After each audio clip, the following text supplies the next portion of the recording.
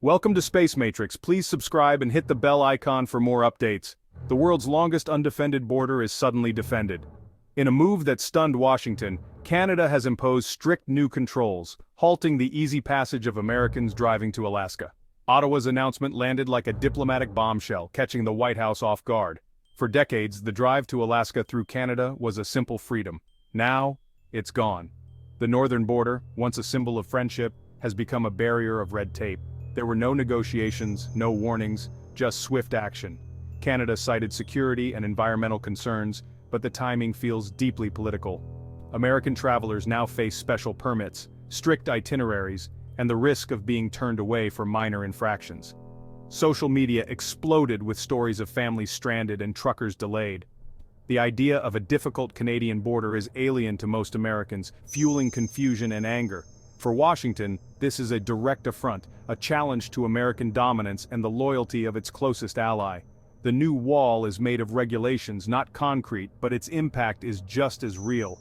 It severs a vital artery, signaling a new, unpredictable phase in U.S.-Canada relations. The easy drive north is now a bureaucratic gauntlet. The relationship between the two North American giants has entered uncharted territory. The era of seamless passage is over. The Alaska Highway is more than a road. It's Alaska's lifeline. Stretching over 1,300 miles, it connects Alaska to the lower 48, channeling food, fuel, and supplies. Built during World War II, it's a testament to U.S.-Canada cooperation.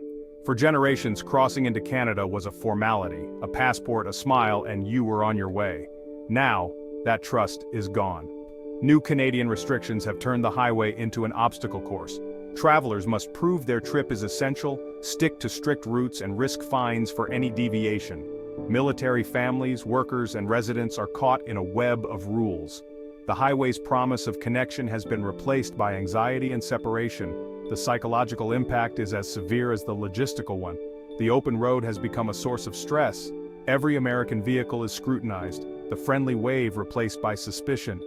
The soul of the Alaska Highway, its spirit of open passage, is being choked by Ottawa's sudden policy shift. The once symbiotic relationship is now strained. The future of this vital corridor is uncertain. Canada's move is the result of years of simmering tension and a desire to assert sovereignty. Ottawa wants to show it's not a junior partner, but an independent nation with its own interests. The Alaska Highway restrictions are a non-military way to remind the U.S. that access to Alaska runs through Canada. Officially, it's about security and environmental concerns, but the real motive is political leverage. Canada is betting the U.S. needs its cooperation more than the reverse. By controlling access, Ottawa forces Washington to the negotiating table. This is a bold assertion of Canadian identity and independence. The era of quiet compliance is over. Ottawa's move hit the White House like a thunderclap. For Donald Trump, it was a personal insult and a challenge to American authority. He'd assumed the northern border would always be open and friendly.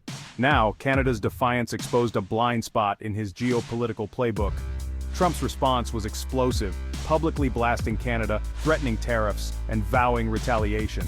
He accused Trudeau of weakness and betrayal, framing the issue as Canadian disrespect for America. But this reaction may be exactly what Ottawa wanted, a loud public confrontation that can't be ignored. Canada has found a pressure point Washington can't dismiss. Trump is forced to engage on Canada's terms. The polite neighbor is playing hardball and the U.S. is caught off guard. The power dynamic has shifted. Canada holds surprisingly strong cards. The game has changed. Is Canada's move a permanent policy or a strategic bluff? By creating a crisis, Ottawa has manufactured leverage. The goal may be to force U.S. concessions on trade, environment, or other issues. If the U.S. calls the bluff, Canada risks hurting its own economy, especially in border towns. But this could also be a real shift in Canadian foreign policy, a declaration of control over its own land. The truth likely lies in between. The restrictions are real, but their permanence is negotiable. Canada isn't just pretending to hold good cards, it's played a winning hand. The question is what price the U.S. will pay to end the standoff. The border wall is real, but so is the opportunity for negotiation. The stakes are high for both sides. Beyond politics, the border crisis has a real human cost. Military families, tourists, and workers are stranded, their lives in limbo. Small Canadian towns dependent on American travelers face economic disaster. On the U.S. side, Alaska's cost of living is rising as supply chains are disrupted. The crisis is eroding goodwill between everyday Canadians and Americans. The border, once a place of easy exchange, is now a source of tension. Families and communities on both sides are feeling the strain. Animosity is growing, trust is fading, Alaskans feel isolated, their connection to the rest of the U.S. controlled by a foreign government. The psychological toll is profound. Nearly 750,000 Alaskans are caught in a geopolitical chess match. Their freedom to travel has been taken away. The human impact is undeniable. The U.S. and Canada stand at a crossroads. One path leads to compromise, acknowledging concerns, opening real dialogue, and easing restrictions. The other leads to escalation, trade wars, poisoned relations, and a permanently hostile border. A tense settlement is possible, with both sides making concessions and a new, less open normal emerging. The next move is crucial. The world is watching. Will cooler heads prevail, or will pride deepen the divide? The Alaska Highway is now a symbol of a larger struggle. Can friendship and cooperation survive rising nationalism? The choice, and the consequences, are theirs.